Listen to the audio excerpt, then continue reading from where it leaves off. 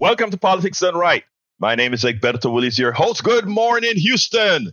Good morning, Harris County. Good morning, Texas. And of course, good morning to the United States of America. And not to be forgotten, for all our listeners around the world, good morning, the rest of the world. How is everybody doing? I trust all's doing fine. Hey, before we get started, let's go ahead and tell the control room, good morning, good morning, good morning. El Senor Howard and Jack, how you guys doing this morning? And good morning to East Texas and Louisiana. Yes, we need to remember that. Hey, Egberto. Yes, sir. Take a minute here and talk about the Whitmire-Lee race here. Part of the problem was Sheila did not say what she was going to do. I mean, we observed that with the Clinton-Trump election in 2016. Sheila, I never saw a picture or any type of article saying Sheila Jackson Lee will fix the potholes, adjust the taxes, etc. She didn't do any of that I know of. Certainly no mailers, certainly. And of course, he's outspent her by 10-1, something like that. But you can still run the underdog if you tell them what you're going to do. Now, I have no doubt that Sheila Jackson Lee would have made a fine mayor. However, the other problem is she's abusive to her staff. And it's a revolving door for all of her helpers. And that's a well-known fact up in Washington. You can't go anywhere without your staff, your support staff. They're the ones who actually do the work. If you're running them off right and left, well, you're not really going to be very effective. So, we'll see how this all works out. But I think she could have run a much better, much better campaign by saying, yeah, we know we got crime here. We're going to fix that. We got water leaks here. We're going to fix that. We got potholes here that you can put the size of a Volkswagen into. We're going to fix that. And here's how we're going to do it. She really didn't have any plan. She was running on name recognition. Whitmire came in and said, we're going to fix this stuff. So, well, he got their ear. So that's just my thought. Good thought. I agree with you that she didn't run a good campaign at all. I also agree with you that she should have said more specifically what I'm going to do. Now, communication in our city is a different story in that, that wasn't on air, that wasn't on TV. A few people got flyers that said to the effect that some of those things she would do. I think Whitmire ran a much more effective campaign. He told folks exactly what he's going to do. And I honestly think she ran as if she was running for the district that she is supporting, as opposed to, say, running for the entire Houston. So I have to give you that. With respect to with the revolving door, I take a bit of, I kind of step back a little bit about how bad you treat your staff, in that a lot doesn't come out in the air as far as when men do certain things, because it's generally accepted from men.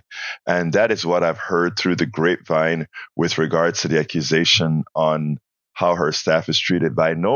Yes, it's more of a revolving door likely than it has been with Whitmire. But again, in our society, a woman boss, I've had 3 women bosses. I've had 5 jobs, and I think on the 5 jobs, 3 women that were above me made the better. I loved them more so than the men. I thought they made better bosses. But the one thing I did note with every single one of those bosses that were women is that not me, because by then I had learned my lesson, but they do get a different level of respect. They do get a different level of treatment, and empathizing with some women, in that sometimes overcompensation comes from that reality. Just a slight defense there, but again, I can see that. Yeah. I've had female bosses. One of the worst in the world I ever had was with the city of Houston. She was terrible. And I had to get out of there. So I left there to take a lesser paying job just to get away. And then I've had female boss. Yeah, I did. I mean, I lost money because this person was so horrible to work for. And yet I've turned in pages and pages and pages of complaints to HR over her. Not a thing was done, not even addressed. Like, oh, well, she checked a box on one of the lists, and certainly, and that's a consideration too. And then I've had female bosses that I absolutely adored. I just thought they were the most wonderful people in the world. Yeah. And I don't mind working for females. That's fine. But treat me with respect. And I'm the person who knows how to do things. I don't need managing. That's the problem I've got. One of the problems I've got is I don't like to be micromanaged. You tell me what you want. You tell me when you want it, and I'll tell you, okay. Or if I run into problems, I'll come to you and say, look, I ran into problems. It's going to be delayed. I don't need to be managed. So that's one of the things that I've enjoyed here. I'm not managed. So, well, and don't you do a great job, my brother? Don't you do a great job to keep us on your A? What can I say? I know what to do. Yeah. So don't tell me what to do, and don't tell me how brilliant you are when you're sitting there doing the wrong thing. No comment. No comment. No comment. Well, okay. I've taken up enough of your show here. Oh, Jack has thoughts for us this morning. Absolutely. So, but let me just tell you, right? I think we have, when we talk about this mayorship and all of that, we need to have all these things out in the air because, these are all the things people are thinking. But anyway, brother Jack, talk to me. Boo, Ken Paxton. This really angers those rats. Ken Paxton denying a woman an abortion as her pregnancy threatens her life. Man, what is wrong with this Scrooge, this Grinch? You want a list? They must have replaced his heart with a couple of snakes because he sure has no heart or compassion. It's a good thing that the Satanic Temple runs the Samuelitos religious abortion clinic in New Mexico. Why are these men so cruel to the women? The evangelical vote. And why aren't we able to elect better government? The box. The redistricting that went on under Rick Perry is why they're building a trap for democracy. Well, Jack, going back to your evangelicals, I think it's in a Woody Allen movie where he says, if Jesus Christ knew half of the things that were done in his name, he'd still be throwing up. No doubt. There we go. No doubt. And Texas politics is a good place to vomit. It is vomit. Are you kidding me? All right. They're so bad. They're really so bad. Well, it's the most backward state in the union. I mean, Texas is the most backward state as far as government goes in the union. All this authoritarian stuff that they're bringing about, they're just going to mess over the people. This is what's coming. More of it. Oh, it's just a preview. Yeah. Well, good movie, a good movie to watch to see what this does. Triumph of the Spirit. Okay. Well, we got to give Egberto his show back. Okay. All right. Oh, I enjoyed the commentary, but what's the name of the movie, Jack? Triumph of the Spirit. Triumph of the Spirit. Okay. It had Willem Dafoe, the usual cast of characters, but it took you through the death camp experience pretty much. Of the Triumph of the Spirit. Okay, and that's another movie I got to look up. Charlie Chaplin, the Dictator, look at that and Triumph the Spirit. Okay, well, yeah, I'll do that. But anyway, folks, thank you, Jack. Thank you, now, ladies and gentlemen. Show. Back to the host that is supposed to be here instead of the two clowns running the station. This is Egberto after listening to my two favorite geniuses. Anyhow, folks, we're going to have a great show for you today. But before I get started, let me tell you the title of the show first, and then I want to go into one of my minor soliloquies here. But student debt relief back on the table. Ken Paxton and Texas Supreme Court usurp women's freedom. The Texas Supreme Court and Attorney General Ken Paxton blocked the 31-year-old pregnant woman who needed an abortion. Democrats are pressing the Biden administration to expand student loan relief.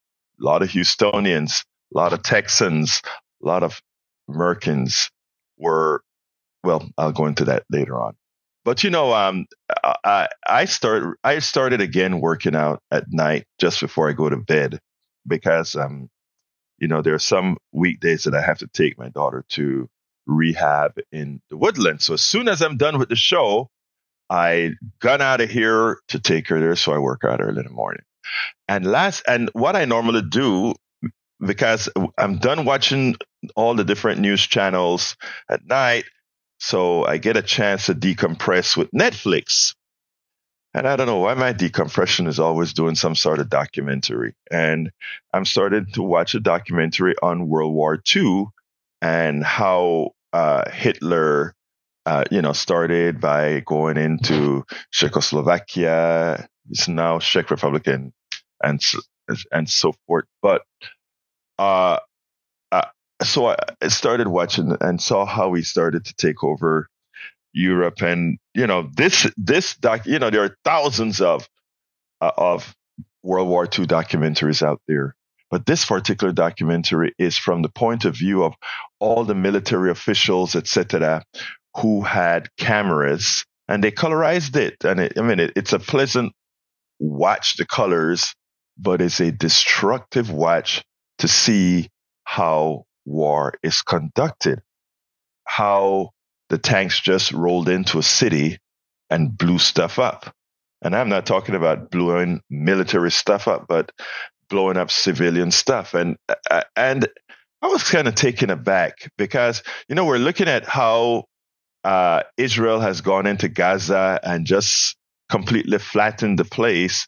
And many of us act as if, including yours truly, including myself, act of it as if that is so unprecedented, right? We hear about World War II. We know about Dresden. We know about Hitler just throwing bombs into London. But somehow it hadn't cauterized in my mind how nasty, vicious, and how nasty and vicious war is, and how human beings can do these things, how leadership can have others on their behalf do such mass destruction and killing for power. And as I'm on the spinner, I'm spinning, and my mind's going in convulsions as far as, did a human being really do that? Did they just drive that tank in and blow the smithereen out of that church? Did they just build those walls in where the word ghetto, I think, came from, and just did what they did to the Jews out there in Poland? You read all this stuff, but here you were actually seeing it, right, on this documentary. And it kind of came home to me, and I think it came home to me because of what's going on in Gaza. And they then show scenes where after every country that Hitler conquered and he came home to adulation, and people, what we would call, have to be complicit now because they're the ones electing these folks into office. And you see the parallels between, Israel got attacked, Israel saying they will try not to get civilians' deaths, but many of the generals are saying, well, these are the people who elected the guys who killed us anyway. And you start to see the convulsion, the convolutedness of all of this. And, as I thought, I said, man, it really does break down to humanity and who we vote for and what we actually support. And it brought home that if you take a look at the polls right now, if their polls are to be believed, we have somebody with the same type of authoritarian character willing to murder. Not that every president hasn't been willing to go carpet bomb. After all, Bush #1 carpet just about bombed up Panama, killed 7,000 people, and called us collateral damage. But still, it's all about who we elect. Who we elect. Folks, nobody in their right minds who sees what war is all about, who can actually empathize, put themselves in the shoes of those on the other side of a shell tank or a tank shell, can actually like or believe in that. Let's start locally and at home, statewide, nationally, and start making educated votes. Let's vote for people who really cherish humanity. Let's vote for people who don't want to see themselves as all powerful and controlling of others. I mean, you take a look at what's happening right here in Texas, and that's the first story I'm going to do. You take a look at what's happening in Texas, and you see what authoritarianism is all about. You see what my way or the highway is all about. And if you look at what's happening in Texas, for the person who has to interface with that which governs you, it makes a difference. That 31-year-old young lady who has to ask for permission to be healthy, ask for permission from people who are not doctors, from people who cannot bear children, how to make sure that I can remain whole. All of these things tie in together, all of these things tie in together. But let's go ahead and start with the story about the pregnant woman. I think it's apropos to start there. Then we'll move on. And after that, I think it's about a 11-minute long story that I filled together last night. Please make sure to give us a call. And I'll put the telephone number on screen, 713-526. Again, that number is 713-526-5738. So let's go ahead, get busy. In Texas, we have a beautiful 31-year-old young lady who's pregnant, but her baby has some sort of a genetic defect, which means her baby, if born, will not live. She will be born. She will gasp for air. She'll suffer and then die. So therefore, because Texas has draconian abortion laws that tells a woman what she can do with her body, that tells a woman that Ken Paxton, controls your womb. I can tell you what you must do with your body, because that's who we are in Texas. This woman had to take the state of Texas to court. And in taking Texas to court, judge in Travis County said, "Oh my God, I feel your pain. You could actually lose your fallopian tubes, your uterus, and not be able to bear another child. And therefore, I strike down I consider this an exception to the Texas state law. You can go ahead and have an abortion." The criminal attorney general of Texas comes out and warns doctors. Remember, the stay order is not as long as our law. So therefore, as soon as we change, as soon as that stay order goes out, that restraint, the stay or whatever it's called is over, we're coming back to charge the doctors or the hospitals. And then he goes to the Texas Supreme Court.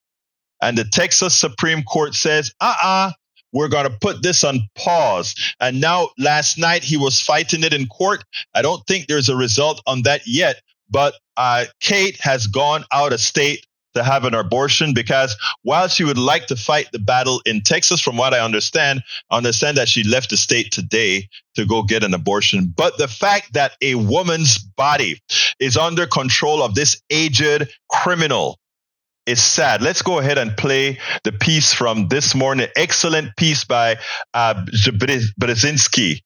A passionate piece by Brzezinski this morning. I want you to listen to this, and then we'll take it on the other side. The Texas Supreme Court is blocking an abortion for a woman whose fetus has a fatal diagnosis. Kate Cox, who is 20 weeks pregnant, was warned by her doctor and multiple doctors that if she carries this pregnancy to term, it will likely jeopardize her health and future fertility. Despite this, the Texas Attorney General asked the state Supreme Court to step in, arguing Cox does not meet the criteria for a medical exception. And believe it or not, it is 2023, not 1923. This is an unsettling and all too common story. Once again, an aging white man faces indictments, is accused of covering up an affair, faced impeachment, and still his wrecking ball use of political power continues with brutal consequences on the lives of women. Sounds familiar. I'm actually not talking about Donald Trump. This time, it's another far-right Republican who considers it a compliment to be called Trumpy. I'm talking, of course, about Texas Attorney General Ken Paxton. Paxton is so desperate to mimic Trump, so desperate for Trump's support that he led a lawsuit in 2020 to challenge the results of that year's election in Trump's favor. The Supreme Court, of course, quickly threw that out. That's how desperate he is. The man is so desperate to mimic Trump that he behaves in a cruel, brutal fashion and won't back down until a ill woman is physically and emotionally destroyed. That woman, Kate Cox, and her health is in danger because of Ken Paxton, who is using laws against abortion, thank you, Donald Trump, Leonard Leo, and many others, to make sure her suffering is the most it can be. We gotta wake up. We need to wake the hell up. This country has lost so much already. Women have lost so much. Whether you're a Democrat or a Republican, a man or a woman, please look at the face of this moment in time. Kate Cox could be your daughter, your sister, your wife, you. Kate Cox is 31 and needs an abortion. Her physical and emotional well-being is in peril. Her developing fetus has trisomy 18, a rare chromosomal disorder that's likely to cause stillbirth. That's where she gives birth to a dead baby. Or her baby will barely survive the birth and then will die shortly after. She will watch her newborn, Kate will, suffer, gasp for air, and then die. There are also other risks. That's the reason she needs an abortion, of bringing this pregnancy to term, including making it impossible for Kate to ever have a baby again, to sterilize her. Kate needs that abortion now to protect her own health too. She's been to the ER 4 times for severe cramps, leaking fluid, and elevated vital signs, according to her lawyer. And then, of course, there is the mental anguish. We're going through the loss of a child. There's no outcome here that I take home my healthy baby girl, so it's hard, So why isn't this woman in the OR right now getting the life-saving health care she needs? Because the Texas Attorney General, not a doctor, not a scientist, an aging white far-right Republican male, believes he knows what should happen with Kate's body. He would prefer that she carry her non-viable fetus to term, consequences be damned. That's Ken's choice. Ken has choices. Kate does not. Ken is choosing to block Kate's health care once again by threatening legal action against any doctor who performs Kate's life-saving abortion. Legal action against the hospital where the procedure happens. He wants to do that as well. So for Kate, a desperate mother in need of health care, the reason her body may lose its ability to have more children, the reason her young children have a sick, suffering mother, the reason her very life may be absolutely shattered and in danger is because Ken Paxton is driving home the reality that that we all must face. That because Trump and his cronies were able to destroy Roe, something he loves to brag about, we have no rights to protect ourselves in a situation like this. I think forcing me to continue the pregnancy, the pain and suffering, put me through the risks of continuing the pregnancy, the risks of childbirth again, especially given how my last two went. I think it's cruel. We have no right to save ourselves from suffering.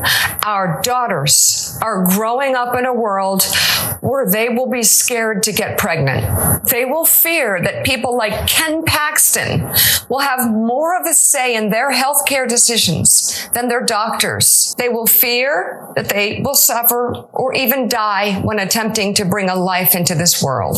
This isn't a fear we have about something that might happen. Let's all freak out about what might happen. No, this is where we are right now. And this Monday morning, I pray for Kate Cox and the many other women who will inevitably be in the same situation. I'm also praying that we all step up. You may be a Republican. You may have voted for Trump thinking this all isn't so bad.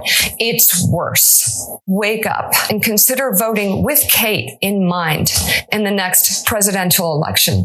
The choices may not be perfect. They may be far from perfect. I get that. What we're trying to save, though, is the ability to have choices and options in this country and to make those choices in a country that is a democracy.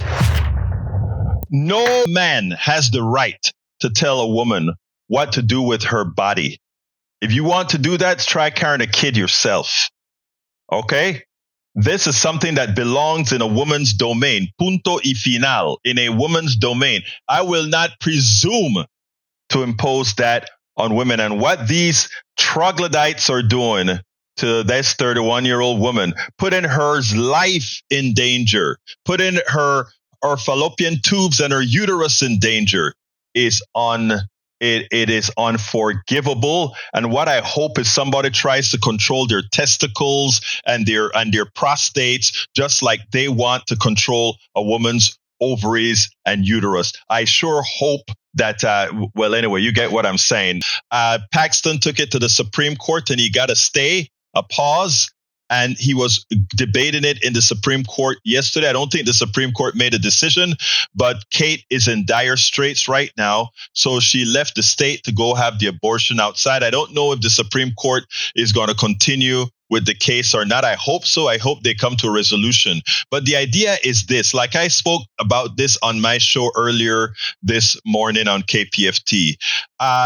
Kate has mobility. Kate can leave the state and have an abortion. For the millions of poor women in Appalachia, for the millions of poor women in the ghettos and the barrios and all these different areas of our society who do not have mobility, they are stuck with whatever sentence they have imposed on them by the state of Texas. That's the evil within. Why you can have the elitists who, if Paxton's daughter gets pregnant, he can ship her off to Mexico or he'll probably ship her off to some other country in secret, because we know that these right-wingers, they do have their abortions. They just don't tell anybody about it. Remember the chairman of the Republican Party in Florida, who is anti-gay, anti-LGBTQ, anti all of this stuff. Turns out his wife and himself are bisexual because they bring a third party in to have sex with them, yet they think that they can control other people, what other people can read and what their morality is supposed to be. Look, I'm not judging their threesome at all. I hope they have fun with their threesome. But then who the hell are them to tell the other people what books they can read? Who are they to be able to tell others how to live their life or whether to accept LGBTQ or not? The hypocrisy, if it were just a hypocrisy from within, it would be, who the hell cares? But when their hypocrisy start to have a material effect on the lives of others, that is a problem. That is, in fact, a problem. So, folks, it's good enough. It's great that our sister Kate had mobility, that she could go to another state and have an abortion. Sadly, the mobility of many will prevent that from happening. Absolutely so. The mobility, everybody doesn't have the mobility. And by the way, the Supreme Court has ruled, and the Supreme Court ruled against Kate. So for women out there who think it's okay to put these troglodytes in office with the expectation that my case will be different, and worst case, I just have to go to the Supreme Court and they'll make things right. Forget it. We also have a right-wing Supreme Court that's elected here in Texas. Look, folks, elections matter. Your vote matter. You can't allow these people to triangulate you into voting against your own interests by bringing up things that you like. So you vote for them, that you like them, and you hate those liberals. You hate those progressives. But you pick up somebody that is going to enslave you. I repeat, you pick up somebody that's going to enslave you. Please, folks, give me a call at 713-526-5738. Again, that number is 713-526-5738. Let's go to Brother Augie. Come on in, Augie. Hey, good morning to all you geniuses there and everybody in Louisiana and East Texas. Yeah, you're talking about documentaries. I wonder if anybody saw, you're talking about a movie, Triumph. There was a documentary in the 30s called Triumph of the Will, and that was about Hitler. And I wonder how many people ever saw that. And then Trump, when he first ran for president and had the Republican National Convention, I wonder how many people saw that. It was, when I saw it, it was just like the 1930 Nazi movies. The only thing missing was Zig Heil when Giuliani spoke over there at the National Convention. And I talked to the supporters of Trump. They never watched the National Convention. They didn't really watch anything. All they voted for was a guy that was Republican. That's all they cared about. They didn't care about if he was a Nazi or whatever. And then he supported him at Charlottesville, the Nazis and the KKK. Yeah. And so I was thinking about that when you mentioned the war movies, the documentaries. Yeah. And as far as abortion, I remember in the 50s, 60s, 70s, abortion was not only against the law, but socially it was a bad thing to do. But that didn't stop abortions back then either. There was a couple of movies that came out about that abortion, and women were dying, and it was in the newspaper. Teachers, nurses, housewives were dying because they were having backdoor abortions in the alleys and stuff, 50, 60, 70s. Brother Augie, women have abortions for, who am I to speak for women, but women have abortions for a whole lot of reasons, And look, first of all, our economic system is not kind to people who's talking. It's not kind at all to women that are pregnant, but that's for another day. Anyway, our lines are really filling up. Let me go, Augie. Thank you. Give me 10 seconds and let me jump to Moses. Yeah, if they really care about it, they should go to a Planned Parenthood place. I went to Planned Parenthood twice, had to work on the phone lines, and I saw these lines of women, all different ages, and they all look sad because they were having to go do something that they didn't really want to do, get an abortion. And these pro-lifers, they call themselves, they killed a doctor at church on a Sunday morning. They tried to blow up a couple of Planned Parenthood centers. Yep. They tried to kill the staff, nurses.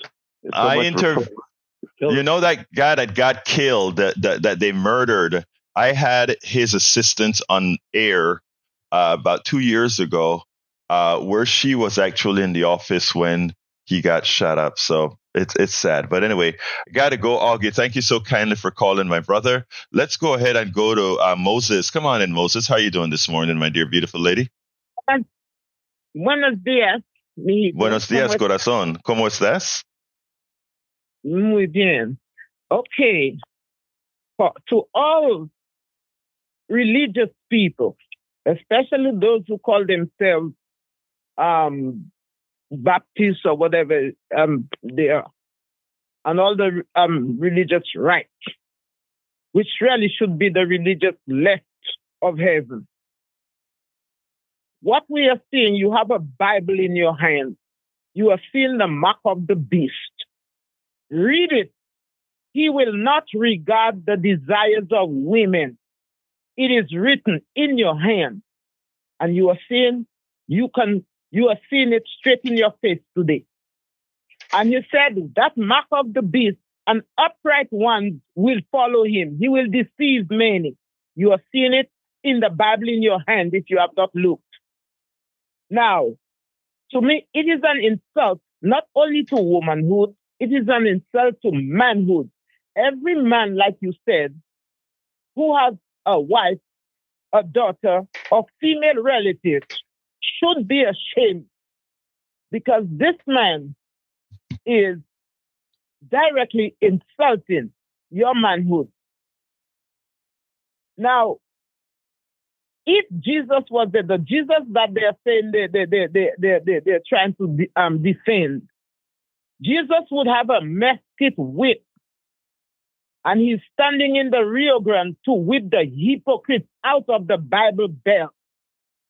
You call this the Bible Belt, and Jesus has a belt to whip you against all of the things, compassion and kindness that he said. And finally, let me say this. The thing is, this is a travesty for the United States and for the whole world.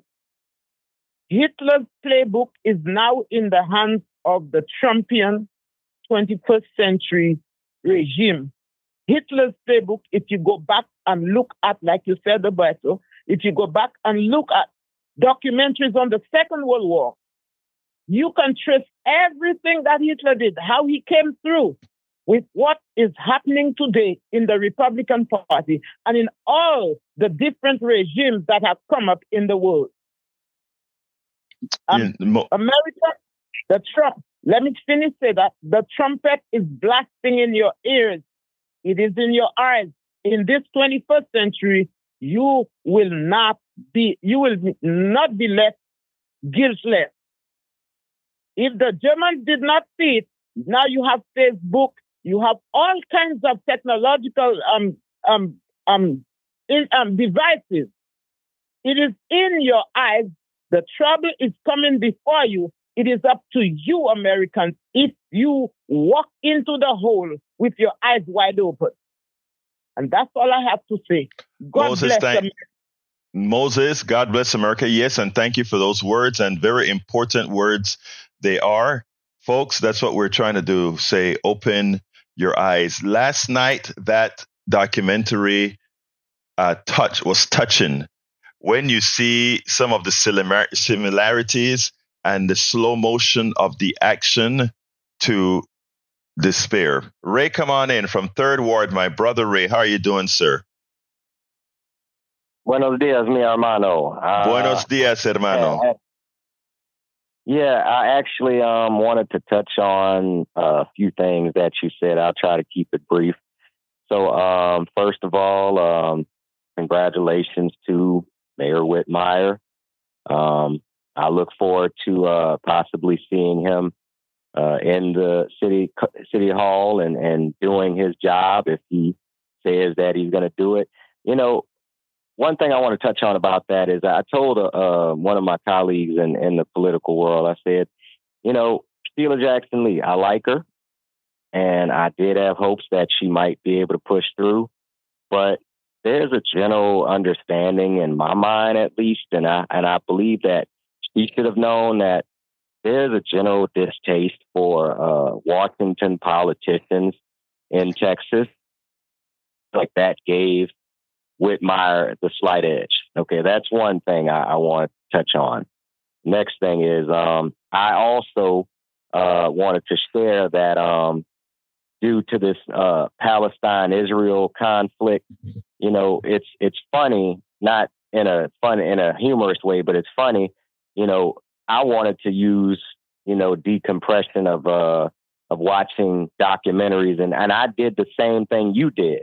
I went all through YouTube, and I went on like a World War II documentary binge watch because I needed to understand, the moment that we're in right now and the suffering and the death and just the lack of regard for humanity that went through, that nation, and Hitler during the time was, like you said, he was lauded as a savior at that time. People didn't look at him as this cool leader, and I guess the third thing I want to say on the abortion issue is George Carlin probably did a monologue. Say it, these white Republicans always want to take the high moral ground on, what's moral. And they say that, abortion is murder. But at the same time, you will sign off on a bill to send, billions of dollars to murder children in another nation. Make it make sense to me. And George Carlin said it best, in America, it's ironic that they're so obsessed with the fetus. But once you're born, they don't want to know you. They don't want to give you any child care. They don't want to give you any benefits. They don't want to know who you are. They just want they want live babies to grow up to be dead soldiers to fight in the military. That's what George Carlin say, and I believe that. I'm sorry. I'm sorry. Yeah, they want basically poor people who don't have the access to move around like this young lady did to be forced into a situation where they have to raise a child in poverty, and then that child probably has to go and take a job or do something in their life that they wouldn't have otherwise had to do if they were raised in a situation where they had all the privileges of someone who was basically a planned pregnancy. Go ahead, Egberto. Ray, I love George Carlin. I mean, and Bart and Gonzalo, I'm coming to you next. I love George Carlin. In fact, every birthday, my wife used to give me a George Carlin book. George Carlin was a wizard in the way he could express political stuff that let people who are otherwise not political get involved. And I mean, if we had a lot more George Carlins out there telling the story, I think it would be great because he was insightful in the way he described just what you said and many other issues within our economic system or political system, etc. Was a wise dude. Anyway, love the guy. Thank you very much, Ray, for calling in. Let me jump to Bard, brother. You have a great rest of your day. Bard, come on in, brother. Good morning, sir. I just want to agree with Ray. Sheila Jackson talks about diversity, but she has no diversity in her voters. It's a one-way diversity for her, and that's why she lost. She didn't have any white voters. And then I want to defend Ken Paxton a little bit. This guy has saved us from the Bush dynasty. He's defeated them at the ballot box. He's defeated them in the fake impeachment. And Ray, I agree with you. It's us against the government. The government's not coming to help us. We got to rely on ourselves. And I'm just glad that and to you, Egberto, I'm glad my mom didn't go to Planned Parenthood. Aren't you glad your mom didn't go to Planned Parenthood? Let me just say one thing. First of all, my brother Bart, you misrepresented what Ray said. Number two, government is we the people, and it's for us to actually control the government. Number three, that you find something positive about Ken Paxton concerns me. You and I must really go out and have a cup of coffee, because I know deep in your soul you're actually a very good person, but for somehow the propaganda has gotten to you, my brother. So one of these days, I really want to sit down with you and a couple of my other right-wing listeners to sit down and have a cup of coffee and have a chat. So I got to go to another call, Bart, but I appreciate you. Let's go ahead real quick. We agree, because the government is for the people, but it is out of control. Bart, it can only be out of control, right? It can only be out of control if we vote incorrectly, like we have in Texas for several decades, that affected our energy, that has affected our electricity, that has affected our healthcare, etc. That's why we're at the bottom of the list on all those issues, except for those who are moving into the state who are taking advantage of the disadvantage of our local Texas people. Bard, we talk another day. We drink some coffee another day. Let's run to Gonzalo. Thank you, Thank you, Bard. Gonzalo, come on in. Yes, good morning, Egberto. Thank you very much for giving me the opportunity one more time to express myself. Yes, sir. I think the main problem is education. If we don't...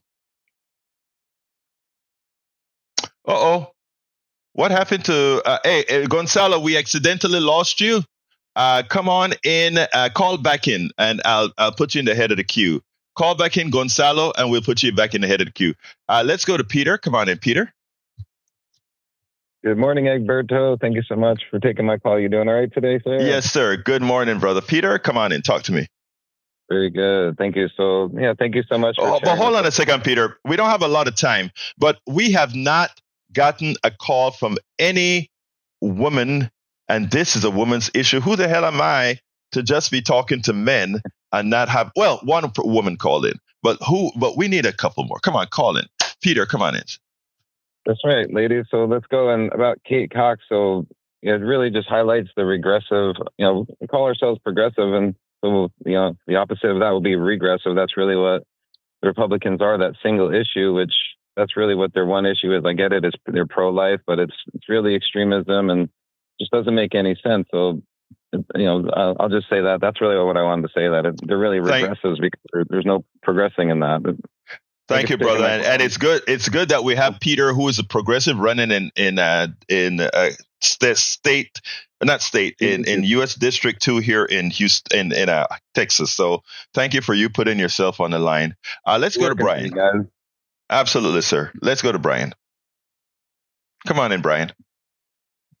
Yeah, I agree with Bart. And I think the two or three of us should be sitting down and have a cup of coffee together. But my main point right now today is, if I was Sheila Jackson Lee, I'd be pretty embarrassed. I mean, not pretty embarrassed. I'd be very embarrassed. There was more people who went to the chili cook-off and voted for her. I mean, I would feel, ashamed of myself. And the people that voted for her, they only voted because she was a black woman. Okay. Let me just tell you that, first of all, you're wrong about that. I think there are a lot of other factors there. I mean, I think Howard made a great list of the factors that mattered. I also think that Ray made a great list of the factors that matter. I don't know that we have to say she should be ashamed of herself. After all, she was beaten by another Democrat who was much better funded. Look, I am not a fan of Whitmire, but I will support Whitmire now that he's elected mayor of Houston. Hey, Gonzalo, we accidentally cut you off. Please call back. I don't want to miss what you have to say, sir. Brian, look, I get you. Losing in an election, one doesn't have to feel ashamed of. It's the people's choice. The people have spoken. Anyway, Brian, anything else you got to go before I jump to Alistair? No, go ahead and take another caller. Bye. Thank you, brother. All right, let's go to Alistair. Come on in, Sister Alistair. Hey, good morning, Egberto. Good morning, everybody that's listening. Women, of course, women don't have rights, according to a lot of the plutocrats in both Boston and Washington. And it sickens me. I heard of this story. This is not being covered very widely, but there is a young lady up in Ohio, who had a miscarriage. But before she had the miscarriage, she was in the emergency room. She went to 2 or 3 different hospitals, and they told her, "You're fine, go home." And she ended up having a miscarriage of she was like over 20 weeks, I think, something like that. And she ended up miscarrying a child in the toilet. Yeah. I saw the story, and Alison, it is a shame that we have, they cherish life so much, yet our healthcare is so lousy. but they cherish life, right? But our healthcare is lousy. Continue, Alistair. A lot of that's on the administration side. They can say they're nonprofit or not for profit, but that's what it's all about with a lot of the hospital administration and in healthcare in general. Speaking of different, I also want to change subjects with documentaries. Ken Burns did a documentary for PBS about World War II, and America's stance on Jews and that I can't remember the name of it. It's escaping me. It's too early. I haven't had enough coffee. It was recently done, like within the past year. Okay.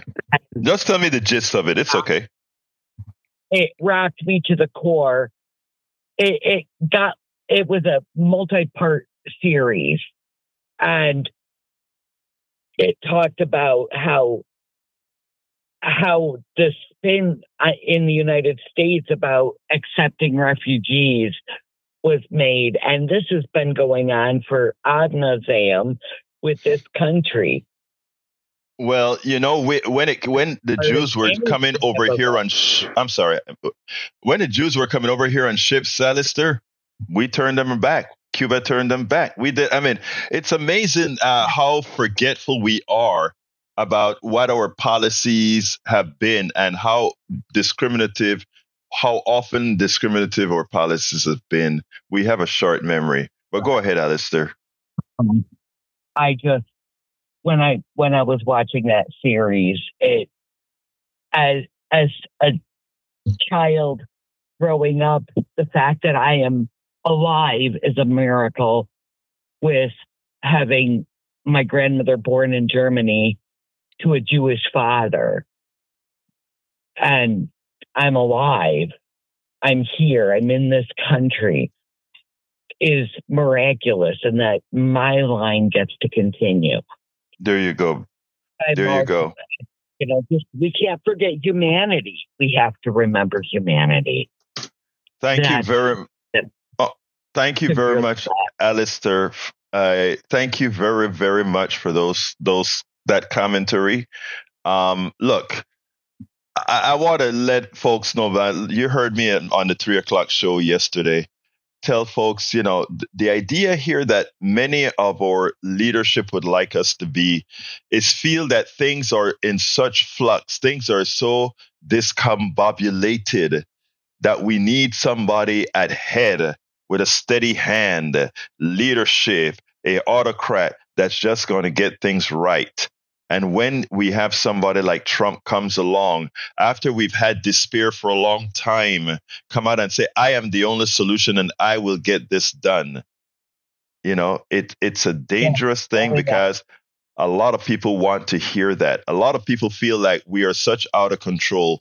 Maybe we just give somebody who's willing to take control and lead us back. Folks, nobody can lead you back into control or lead our lives back into a steady state. It has to be done by all of us, not one of us. All of us. Alistair, thank you so kindly for your call, my dear.